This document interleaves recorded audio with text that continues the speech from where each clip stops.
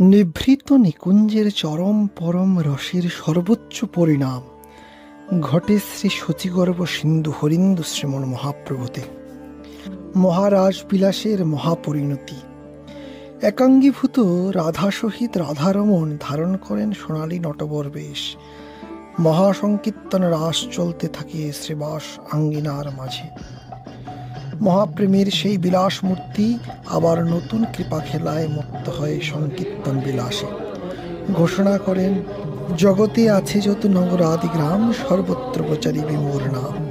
একই সত্তা পঞ্চতত্ত্ব বিলাস ও আস্বাদন, সেই পঞ্চতত্ত্বই আবার একীভূত হয়ে নিবৃত্ত নিকুঞ্জের প্রসাদ দান করতে একীভূত সংশ্লিষ্ট। আদ্যে সেই হরি, অন্তে হরিপুরুষ, যার প্রকাশ নাম জগৎবন্ধু। রাস রস সিদ্ধান্ত রসার রসরাজ মহাভাগ। হরিরাম প্রভু।